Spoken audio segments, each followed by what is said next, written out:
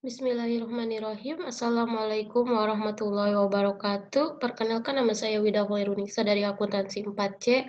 Di sini saya akan menjelaskan mengenai analisis laporan keuangan PT Linknet Tbk. Untuk mengefisienkan waktu, langsung saja kita bahas. Di sini ada beberapa analisis laporan keuangan. Yang pertama, analisis rasio, analisis common size, analisis trend, analisis DuPont, rasio perbandingan, analisis cross section, dan analisis time series. Sebelum ke sini, saya akan memperlihatkan terlebih dahulu neraca dari PT Linknet Tbk. Baik, di sini dalam neraca keuangan PT Linknet Tbk ada perbandingan analisis atas 2016 atas 2015. Untuk mencari nilai 221.251 di sini didapat dari kas dan setara kas tahun 2016 dikurangi kas dan setara kas tahun 2015. Untuk persentasenya 68% ini didapat dari hasil perhitungan perbanding analisis tadi dibagi dengan kas dan setara kas tahun 2015. Untuk rasionya yang ini didapat dari kas dan setara kas pada tahun 2016 dibagi kas dan setara kas tahun 2015. Begitupun dengan akun-akun yang lainnya. Tinggal samakan saja dengan akunnya. Begitu. Untuk tahun 2017 atas 2016 sama saja. Untuk ini yang ini. Nah, yang ini didapat dari kas dan setara kas dikurang kas dan setara kas tahun 2017 dikurangi tahun 2016. Untuk persentasenya hasil yang ini dibagi dengan kas dan setara kas tahun 2016. Untuk hasil rasio 1,40109 ini didapat dari kas dan setara kas tahun 2017 dibagi tahun 2016. Begitupun selanjutnya. Untuk laporan laba rugi PT Linknet Tbk, di sini juga ada analisis perbandingan. Sama saja cara perhitungannya seperti yang tadi. Untuk nilai yang ini didapat dari setiap akunnya ya. Untuk pendapatan ini, pendapatan tahun 2016 dikurangi pendapatan tahun 2015. Untuk persentasenya ini didapat dari hasil yang ini dibagi dengan pendapatan tahun 2015.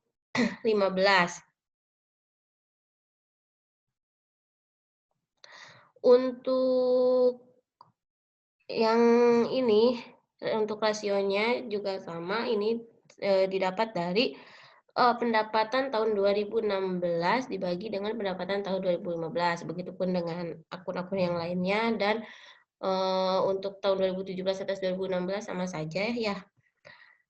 Lanjut.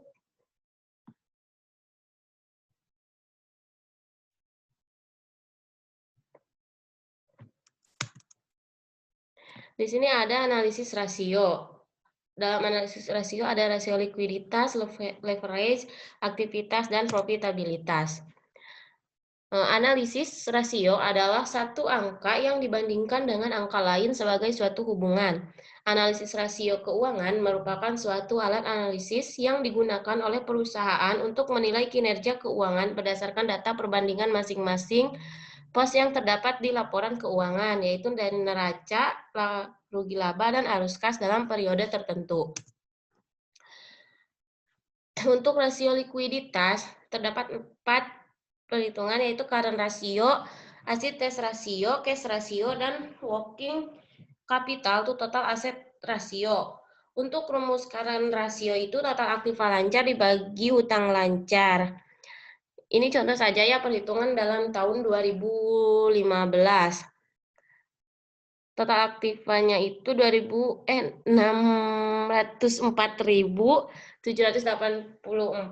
dibagi dengan hutang lancarnya itu 647.828, didapat hasilnya yaitu 0,93. Untuk ACTS rasionya itu aktiva lancar dikurangi persediaan dan aktiva lancar dikurangi persediaan dibagi hutang lancar, didapat 0,93. Untuk cash rasionya itu kas ditambah surat berharga dibagi hutang lancar, dapat 0,13. Untuk WCTA-nya itu aktiva lancar dikurangi hutang lancar dibagi total aktiva, didapat negatif 0,01. Ini hasil dari rasio likuiditas selama 5 tahun dari 2015 sampai 2019. Karena rasionya itu nih ini 0,93, 1,07, 1,21, 0,98, 0,64. Ini cenderung ininya fluktuatif cenderung meningkat.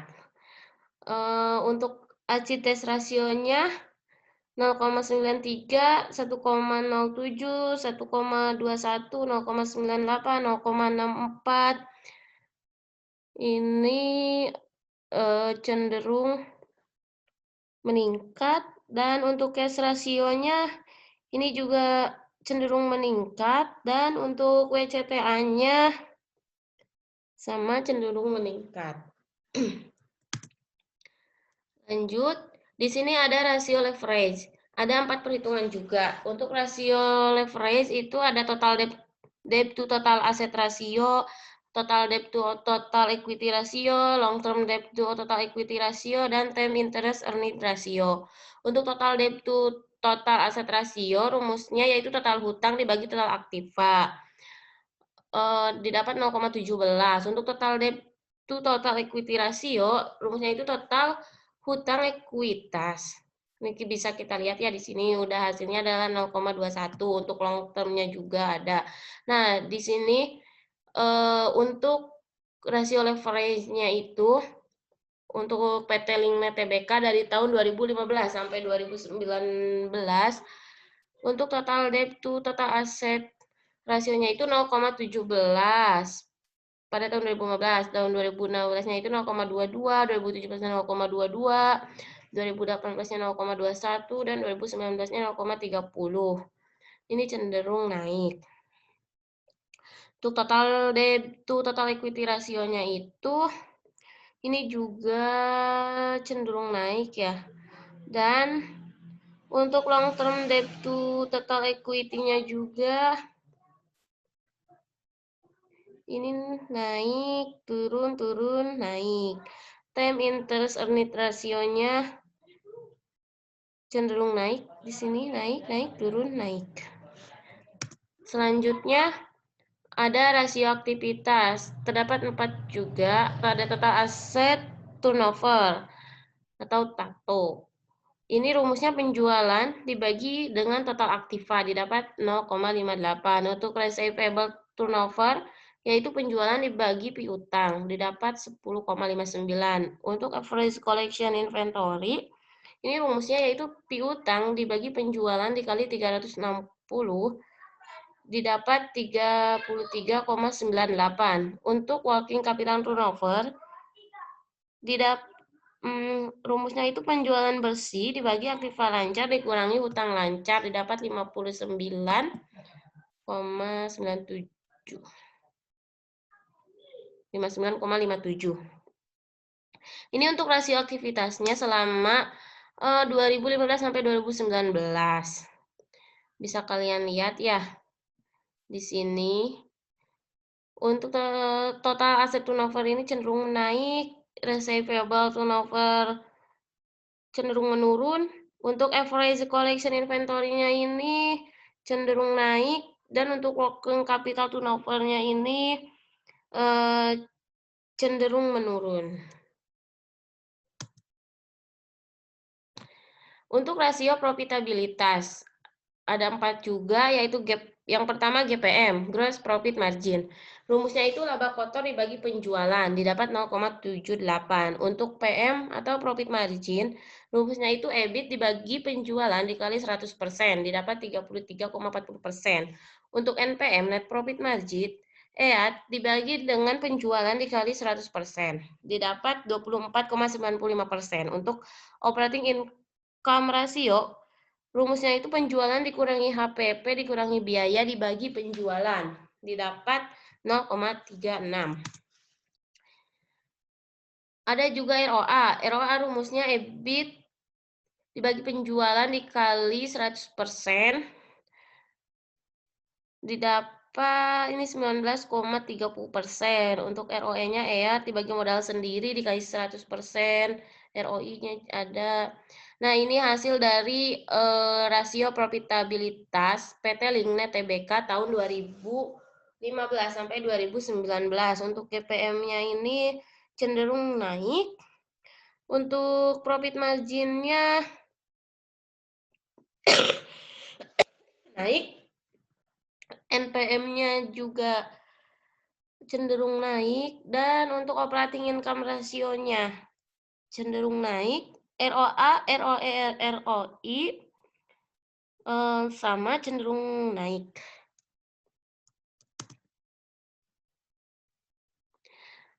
Lanjut, di sini saya akan menjelaskan analisis common size. Analisis common size ialah analisis yang disusun dengan menghitung tiap-tiap rekening dalam laporan laba rugi dan neraca menjadi proporsi dari total penjualan untuk laporan laba rugi atau dari total aktiva untuk neraca.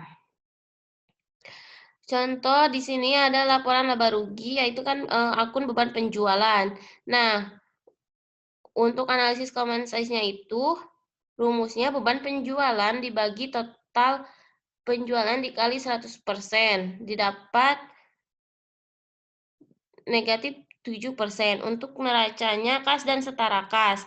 Rumusnya kas dan setara kas dibagi total aktiva dikali 100%, didapat 7%. Ini kita lihat pada pengerjaan Excel-nya. Common size. Nah, ini untuk laporan laba ruginya. Ini tiap tahunnya ya.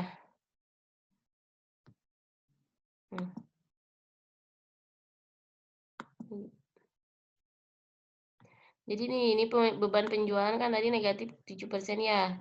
Ini tuh didapat dari beban penjualan pada tahun tersebut dibagi dengan total pendapatan. Terus untuk neracanya ada kas dan setara kas. Di sini kas dan setara kas ini didapat dari kas dan setara kas pada tahun tersebut dibagi dengan total aktiva. Total aktiva. Nah, ini totalnya. Didapat jadi 7%. Begitupun dengan akun-akun yang lainnya. Jadi misalkan akun beban amortisasi ini dari laba rugi ya. Berarti yang ini dibagi dengan pendapatan gitu. Lanjut.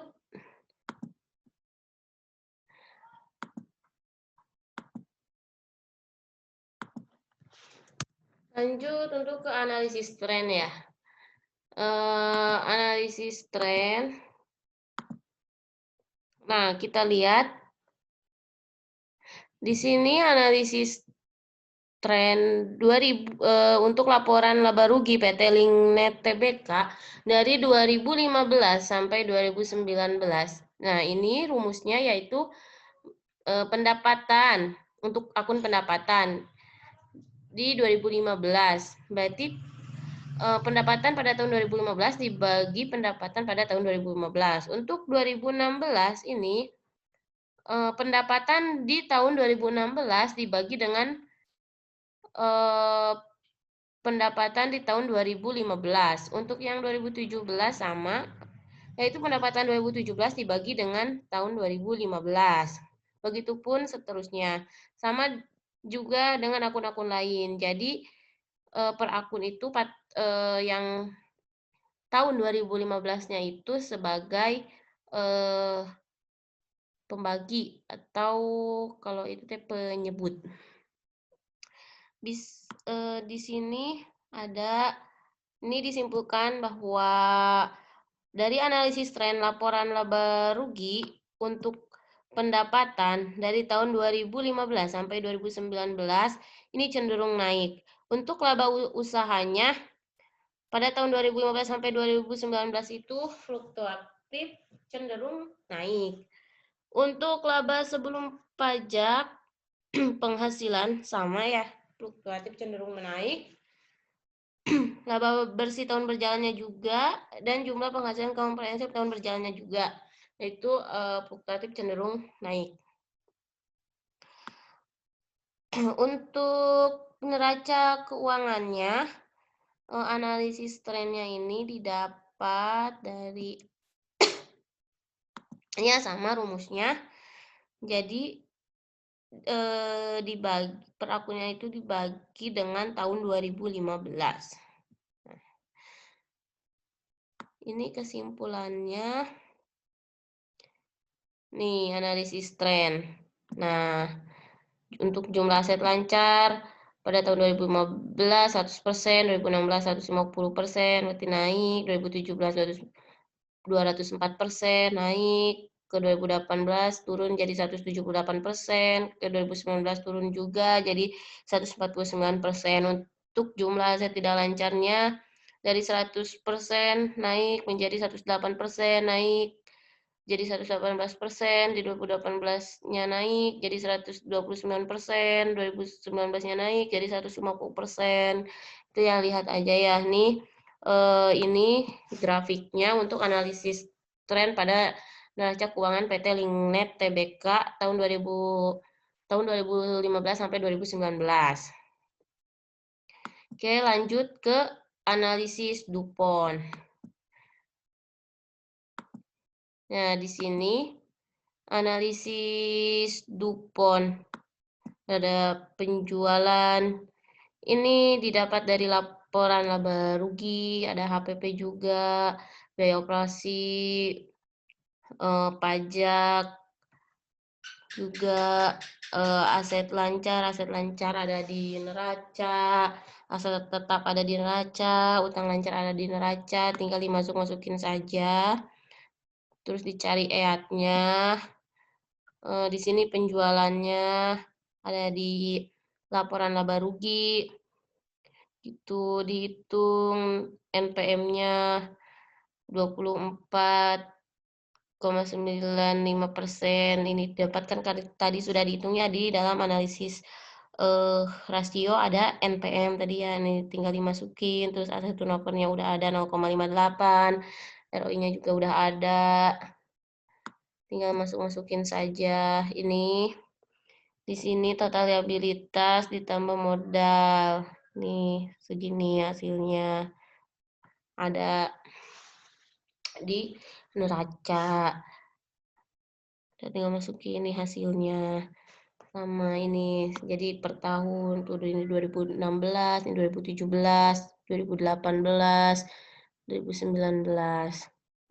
Lanjut ke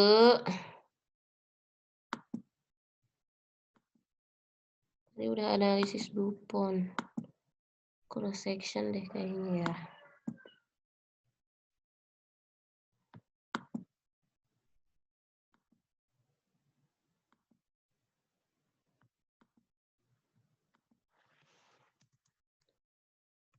Analisis DuPont udah. Untuk analisis perbandingan. Untuk analisis perbandingannya ada rasio likuiditas. Bisa kita lihat ya. Untuk rasio likuiditas current rasionya ini pada tahun 2015, 16, 17, 18. Untuk 2015-nya ini current rasionya 0,93, 2016 1,07, 2017 1,21, 2018 0,98, untuk 2019-nya 0,64. Sedangkan untuk rasio industrinya saya ambil dari standar rata-rata standar rasio industri. Gitu. Untuk rasionya itu 2. Jadi inilah grafiknya. Ini grafiknya. Dan ini juga untuk quick rasionya PT Linknet yang kuning, untuk yang rasio industrinya ini yang abu ya. Ini standar rasionya 1, untuk rasio industrinya itu pakai standar rasio rata-ratanya itu 1,50. Tuh. Jadi pada kurang ya, tidak rasio dari PT Linknet Tbk kurang untuk mencapai rata-rata dari rasio industri yang karena rasio juga. Lanjut untuk leverage-nya ada debt to asset ratio atau DAR. Di sini yang warna kuning ini PT Linknet Tbk, dan untuk yang warna hijaunya ini rasio industri. Sama saja ya, yang ini juga kurang. Jadi ini rasio yang debt to asset ratio ini di PT Linknet ini di bawah rata-rata rasio industri. Untuk yang DER-nya juga sama, ini juga di bawah rata-rata rasio industri. Untuk rasio aktivitas, untuk aset turnover-nya juga sama ya, di sini juga kurang. Dan untuk rasio receivable turnover-nya, nah kalau yang ini bagus, rasionya bagus, melebihi rata-rata ya, melebihi rata-rata rasio industri. Di sini ada rasio profitabilitas, lihat saja ya. Nah, lanjut ke analisis cross section. Di sini ada PT Linknet Tbk. Cross section PT Linknet Tbk tahun 2015 sampai 2019. Di sini ROA-nya yang tahun 2015 yaitu 19,30%. 2016-nya juga 21,54. Ya, lihat di sini. Ini totalnya. Ini nilai buku. Nilai buku ini didapat dari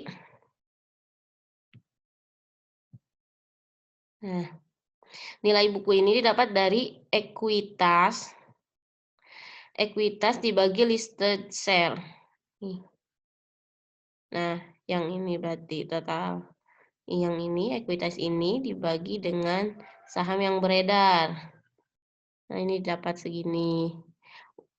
Untuk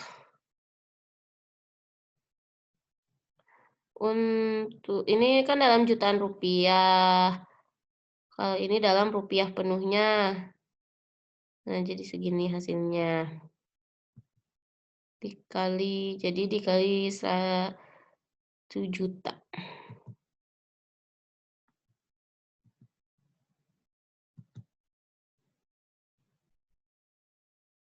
Nah, langsung aja ya di sini ya. Kita lihat nih.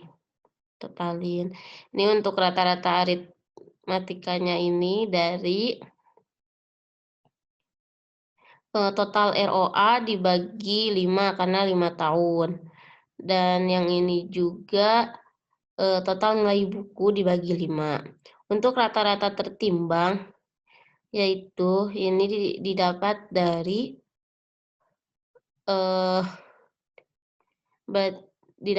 nilai buku dibagi dengan total nilai buku dikali dengan ROA. Ini juga Berarti yang untuk ini tahun 2015, berarti untuk nilai buku pada tahun 2015 dibagi dengan total nilai buku dikali dengan ROA tahun 2015. Untuk yang ini nilai buku tahun 2016 dibagi dengan total nilai buku dikali dengan ROA tahun 2016. Begitupun selanjutnya, ini dapat.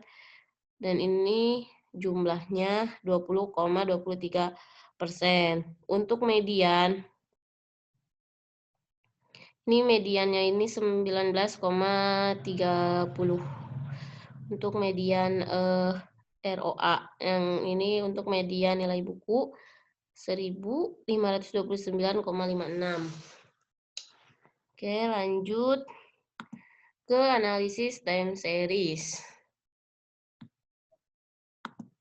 Analisis time series.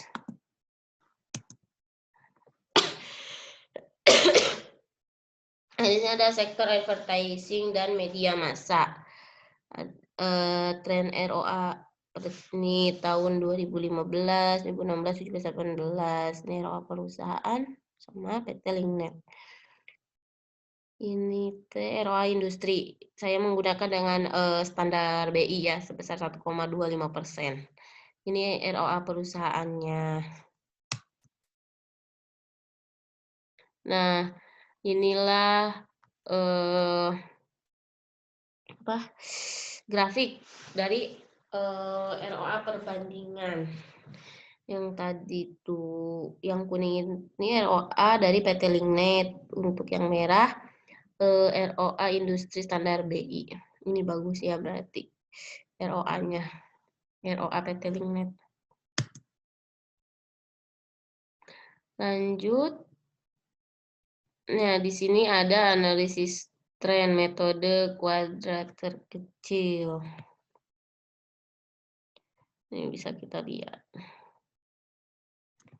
Ini penjualannya 2.564.315. Untuk kode X tahunnya ini tahun 2015 X-nya itu -2, untuk 2016 -1, untuk 2017 0, untuk 2018 1, dan untuk 2019 2.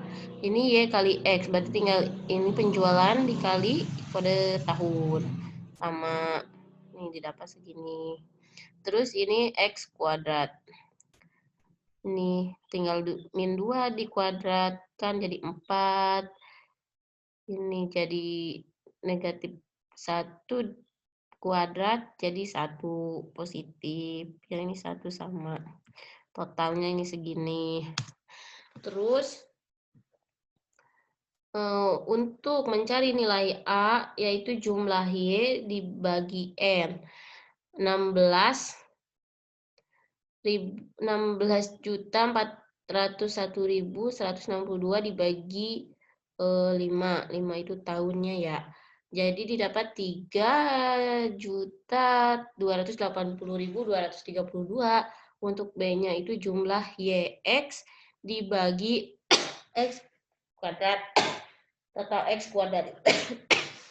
Jadi 3.156 dibagi 3.156.097 dibagi 10, hasilnya 315.610. Jadi persamaan trennya itu Y sama dengan 3.280.232 ditambah 315.610 X.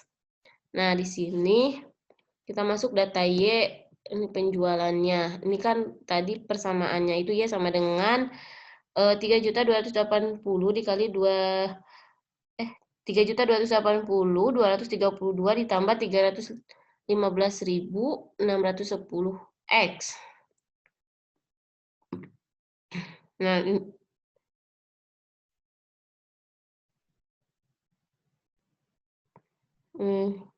kita dapat segini.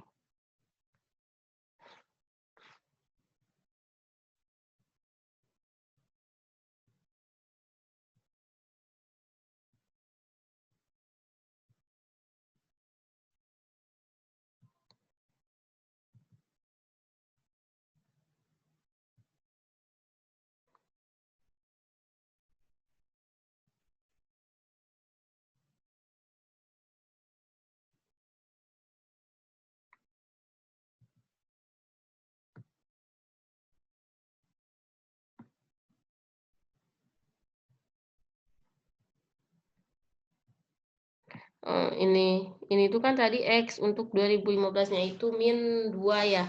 Jadi tinggal 3.280.232 ditambah 315.610 dikali min 2. Nah, ini totalnya segini. Yang ini X-nya min 1, yang ini X-nya 0. Yang ini X-nya 1, yang ini X-nya 2. Ini hasilnya segini. Dan ini untuk penjualannya di tahun 2015. Ini penjualan tahun 2016, ini penjualan tahun 2017. Ini penjualan 2018, 2019. Yang ini. Nah, lanjut. Nah, ini analisis tren penjualannya. Lihat ya, ini grafiknya.